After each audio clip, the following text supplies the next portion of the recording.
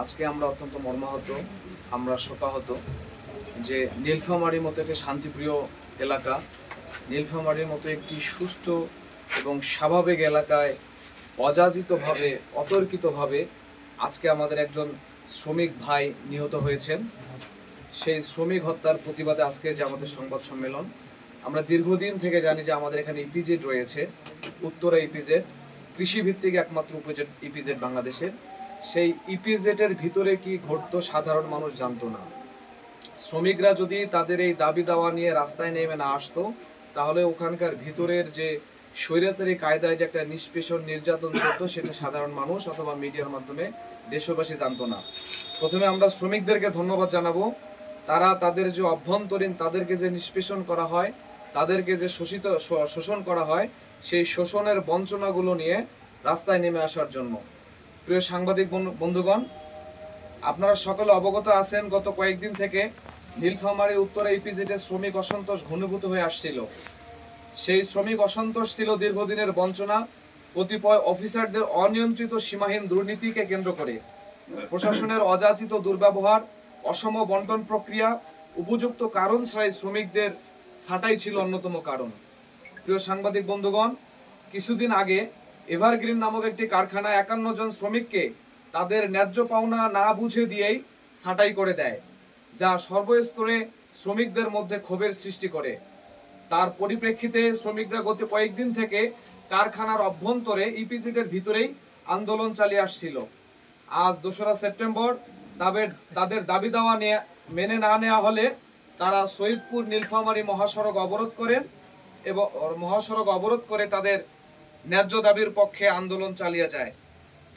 পরিপ্রেক্ষিতে যেহেতু রাস্তা অবরোধ আইন শৃঙ্খলা রিলেটেড বিষয়, তাৎক্ষণিক সেখানে আইন শৃঙ্খলা বাহিনী ও ইপিজেড কর্তৃপক্ষ সমস্যার সমাধানের উদ্যোগ নিতে পারত, কিন্তু আমরা খেয়াল করে দেখেছি সেই সমস্যার সমাধানের কোনো উদ্যোগ ইপিজেড কর্তৃপক্ষ নেয়নি এবং আইন শৃঙ্খলা বাহিনী তাদেরকে কোনো ধরনের অনুরোধ অথবা তাদেরকে অবজ্ঞা না করেই আইন শৃঙ্খলা রক্ষাকারী বাহিনী তাদেরকে সে রাস্তা অবরোধ করা অবস্থায় বিতাড়িত করার সিদ্ধান্ত নেয়। প্রিয় সাংবাদিক বন্ধুগণ, বিক্ষুব্ধ শ্রমিকরা তাদের ন্যায্য দাবির পক্ষে রাস্তা না ছেড়ে দেওয়ার ঘোষণা দেয় এবং দাবি আদায়ের জন্য প্রশাসনকে চাপ দেয়।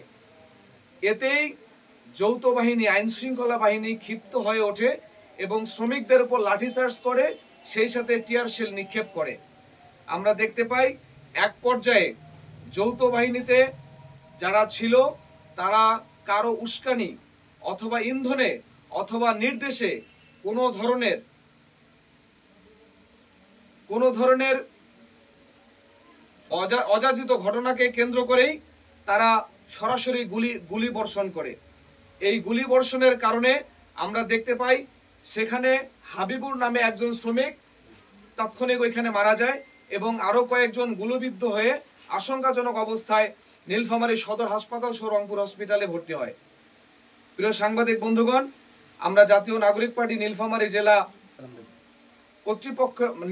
জেলার পক্ষ থেকে সেনাবাহিনীর যে গুলি কর্তৃক যে আমাদের শ্রমিক ভাই নিহত হয় তার আমরা তীব্র নিন্দা জানাচ্ছি।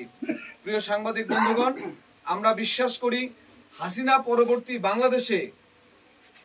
বাংলাদেশের কোনো বাহিনী বাংলাদেশের জনগণের উপর গুলি চালাতে পারে না, কিন্তু আমরা দেখতে পেলাম আজকে কোনো কারণ ছাড়াই, কোনো দুর্ঘটনা ছাড়াই সেনাবাহিনী শ্রমিকদের উপর গুলি চালালো। আজকের এই ঘটনায় যে বা যাদের নির্দেশে শান্তিপ্রিয় আন্দোলনরত শ্রমিকদের উপর গুলি চালানো হয়েছে তার সুষ্ঠু তদন্তের দাবি জানাচ্ছি আমরা, এবং সেই সাথে যারা নির্দেশনা দিয়েছিল তাদেরকে সকল ধরনের চাকরি থেকে বরখাস্ত করার আমরা দাবি জানাই। শ্রমিকদের এই যৌক্তিক আন্দোলন ও ন্যায্য দাবির সাথে সংহতি জানিয়ে জাতীয় নাগরিক পার্টি নীলফামারী জেলা 7 দফা দাবি জানাচ্ছে।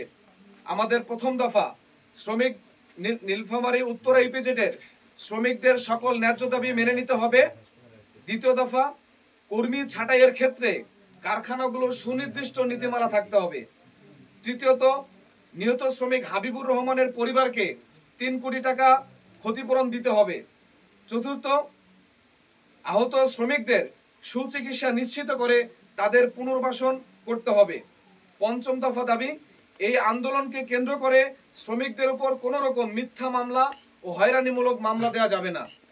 ষষ্ঠ দফা দাবি হচ্ছে গুলির নির্দেশদাতাকে শনাক্ত করে বিচার বিভাগীয় তদন্তের মাধ্যমে তাকে বিচারের আওতায় নিয়ে আসতে হবে।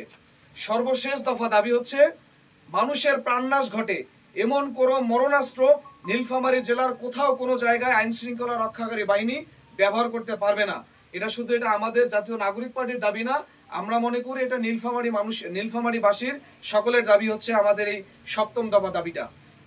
প্রিয় বন্ধুগণ, আমরা জানি যে আইন শৃঙ্খলার দায়িত্বে বর্তমানে ম্যাজিস্ট্রেসি পাওয়ার নিয়ে সেনাবাহিনী রয়েছে, কিন্তু সেনাবাহিনীর সঙ্গে যে অস্ত্রগুলো থাকে, যে মনোরস্ত্রগুলো ব্যবহৃত হয়, লিথাল ওয়েপন, এগুলো নিজের জনগণের উপর ব্যবহারের জন্য না, এগুলো হচ্ছে তাদের প্রশিক্ষণের পরবর্তীতে শত্রুদের মোকাবেলা করার জন্য।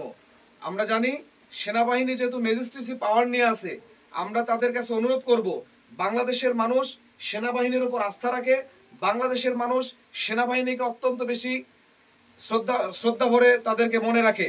আমরা বিশ্বাস করি সেনাবাহিনী বর্তমানে গত কয়েকদিনে তাদের যে কর্মকাণ্ড ঘটিয়ে চলেছে, আমরা কিছুদিন আগে ঢাকায় দেখলাম কোনো কারণ ছাড়াই একটি রাজনৈতিক দলের নেতাকে মব কালচার চাপিয়ে দিয়ে, যিনি শুধুমাত্র ঢাকা বিশ্ববিদ্যালয়ের ভিপি ছিলেন না, যিনি শুধুমাত্র গণ অধিকার পরিষদের সভাপতি নন, তিনি ছিলেন 2018 সাল থেকে 2024 সালে ফ্যাসিবাদী আন্দোলন, ফ্যাসিবাদ বিরোধী যত আন্দোলন হয়েছে তার অন্যতম একজন আইকন পার্সন।